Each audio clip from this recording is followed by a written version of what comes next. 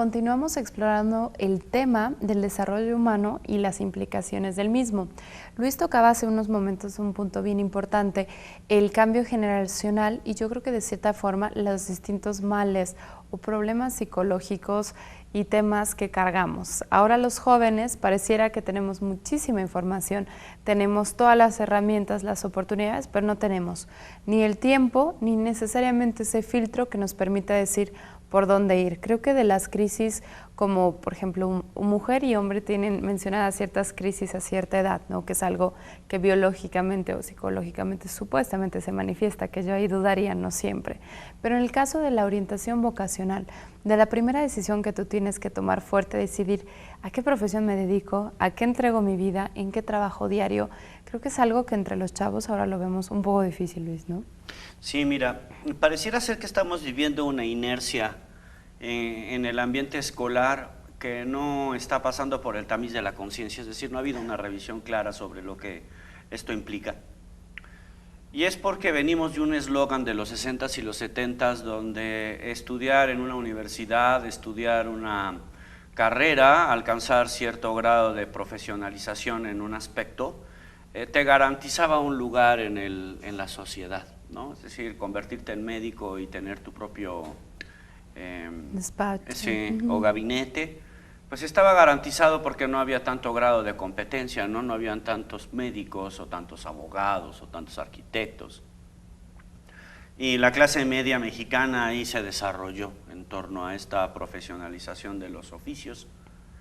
Pero prácticamente de los 80s para acá, el boom de universidades en México, la llegada de mucha parte de la iniciativa privada a incorporarse a ese sector que estaba prácticamente sin usarse, hizo que ahora la mayor parte de todos nosotros ya tengamos hasta una carrera, y ahora para ser, por ejemplo, cajero en un banco tengas que estudiar Derecho o tengas que ser licenciado en Administración de Empresas, cuando hace algunos años pues era suficiente con que hubieras estudiado la secundaria o la preparatoria, ¿no? Es decir, supieras sumar y restar. Y hay una tendencia muy fuerte a la capacitación en torno a la generación de criterios escolares, ¿no? A la gestación de mano de obra para el proceso de producción. De tal manera que el muchacho joven, el preuniversitario, se ve de repente bombardeado de una cantidad de información abundantísima sobre las diferentes posibilidades para poder estudiar una carrera, que quizá al final de los 4 o 5 años termine descubriendo pues que no es lo que a él le llama desde adentro, ¿no? No es su vocación. En el círculo nos hemos ido dando cuenta que un alto porcentaje de los compañeros que asisten, que estudiaron Derecho, Arquitectura, Ciencias de la Comunicación, Medicina, tenemos 4 médicos, muy brillantes, por cierto, los chicos egresados de la UAP y de la UPAEP, que no se sienten contentos o realizados, plenos con lo que estudiaron, y al mismo tiempo muy incómodos por tener que informar esto a sus familias por lo que implicó como inversión para con ellos, ¿no? Pareciera ser que tenemos que regresar a la necesidad de preguntarnos por la vocación para dejar de a un lado la ocasión. Es decir, estudiamos por ocasión, no estudiamos por vocación. Igual como nos buscamos una chamba de acuerdo a lo que nos presenta el medio, de acuerdo a lo que nos da la ocasionalidad de las circunstancias, pareciera ser que también la mayoría de nosotros estudiamos de esa manera, por alguna ocasionalidad que se atravesó en mi vida. Y a mí me preocupa de cierta forma porque tú puedes estar claro, tener cierta vocación, amar lo que haces, y sin embargo, como tú dices, cuando sale un egresado al mercado, hay más egresados de lo normal en X carreras. De entrada en nuestro país, la ciencia es un tema que no interesa, que no inscribe, que no es sexy ni entretenido. Y eso es grave porque tanto los artistas como los científicos aportan ese gen cambiante dentro de nuestra sociedad a nivel humano, a nivel innovación, y es el caso que no es popular, nadie lo estudia. Entonces, ¿hasta qué punto seguimos egresando X carreras cuando afuera no hay y nunca habrá a 10 años un empleo justo? ¿Cómo pueden a nivel humano no sentirse tan presionados, Luis? ¿Qué herramientas existen? Porque entra de cierto punto una metódica de el fracaso, presión familiar, presión económica, pues ya terminé, ya me casé, tengo que sostenerlos, pero ni siquiera soy feliz. Y creo que vives 10, 15, 20 años en la no realización personal. La maestra decía hace rato una idea muy interesante, ¿no? Que no hay que dejar de un lado.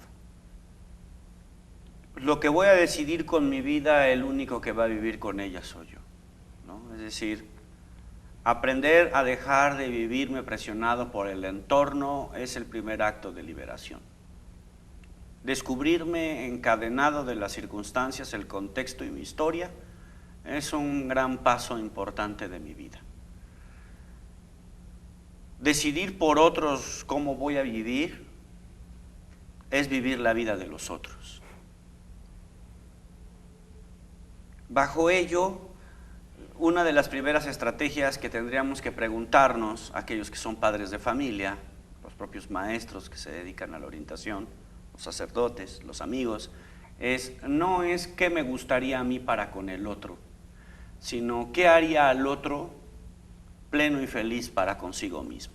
Entonces es quitarte de estas necesidades artificiales supuestas y asumidas y tomar el giro hacia el diálogo. Pero muchas veces creo que las personas, los medios, las instituciones nunca manifiestan la verdad, es decir, se mueven en la inercia, ¿no? Y qué difícil es esto porque no puedes entonces tomar un juicio adecuado.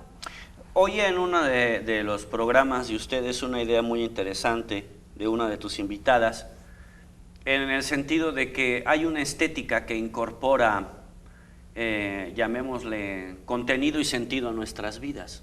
La forma, ¿no? Sí, otra vez este criterio de las formas, ¿no? De fijarme más en la etiqueta, por ejemplo, que en el contenido propio de los productos. Esa estética no solamente está en los productos comerciales, sino que tendríamos que admitir que nosotros nos hemos convertido también en un producto social. Es decir, en una manera de cómo venderme en este mercado, donde plenitud y satisfacción son elementos no pensados, no necesitados, donde éxito es lo que me va a dar de alguna manera un lugar en el mundo, generando con esto una enorme presión para el individuo que se vive siempre en una lucha constante por intentar alcanzar ello, ¿no? Y punto número 2, esta estética es resultado además de dos valores que nos están presionando de una manera más allá de la que podemos sostener y que no estamos valorando con el suficiente punto, ¿no? Con la suficiente puntualidad en torno a ello. Los dos nuevos valores en los que estamos viviendo en la actualidad se llama rápido y fácil.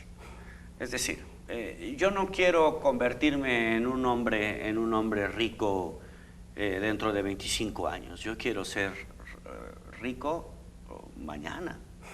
Y no quiero esforzarme mucho, yo quiero lograrlo lo suficientemente fácil. Hoy. Hoy, exactamente. Y entonces quiero ser rico hoy, sin hacer nada y sin ninguna repercusión en el acto. Por lo tanto, estos dos valores permiten que circunstancias sociales como el narcotráfico rápidamente puedan captar a grupos poblacionales juveniles muy en concreto de nuestra sociedad, ¿no? Que están intentando alcanzar ese criterio de convertirse mañana en famosos, porque ya todo el mundo sabe quién es el pequeño Z, y que además ya va en una Homer, y que ya trae un arma, y que ya trae varo, es decir, le da un estatus social, un lugar en el mundo. Claro. Y no nos hemos dado cuenta que estos dos criterios van en contra de nosotros. Cuando era profesor universitario era muy común oír a mis estudiantes cuestionar, oye Luis Gerardo, ¿y este mismo libro no lo habrá en video para no leerlo? Estuvo bonito El Señor de los Anillos, no tuve que leer 6 meses todo Tolkien, sino me lo aventé en 3 horas. Pareciera ser que es necesario cuestionarnos como comunidad, como sociedad, si vamos a seguir moviéndonos en estos dos criterios, en estos dos paralelos, ¿no? Es algo súper valioso, Luis. Importante decir que tú representas a Homo Humos, una organización de la sociedad civil y un protagonista que parte de la sociedad para estar haciendo este cambio humano y no esperar a que la sociedad se modifique por sí misma, aportando. Para cerrar, Luis, me gustaría, va a aparecer toda tu información a continuación, Gracias. pero darnos un mensaje a la sociedad algo que quisieras comunicar para que pudiéramos nuestros televidentes y nosotros mismos hacerlo. Transformar la realidad no depende de nadie más que de mí. En la medida en que me transformo yo, me transformo en mi entorno. ¿Quieres cambiar México? Cambias tú. Si cambias tú, cambia México. Es muy valioso porque no es largo ni es como siempre que te dan estos mensajes inspiracionales, pero te da el protagonismo inmediato y la responsabilidad sin ser un peso ajeno, ¿no? Claro. Creo que vale la pena aprender de Luis Gerardo esta parte, a seguir Homo Humos, que ha sido un caso de éxito en Puebla, demostrando el cómo podemos formar a personas y descubrir y desarrollar a nuestra humanidad y al ser humano que somos. Luis, muchas gracias por estar con nosotros en Reto. Y finalmente queremos invitarlos, si tengo el honor aquí con Luis, a presentarles la nueva sección de Reto Proactivo, que son las entrevistas perfil, donde en 15 minutos conocemos a fondo personalidades que se han esforzado con muchos años de trayectoria en el cambio social. El día de hoy voy a presentar, y antes de despedirme, la entrevista con Klaus Germann, especialista en temas de mercadotecnia, desarrollo social y de campañas con causa que ayudan día a día sumar más hacia aquellos que lo necesitan. Mi nombre es Alona Starostenko, les recuerdo que sigan Reto Proactivo semanalmente y los invito a compartir conmigo la entrevista del maestro Klaus Germann.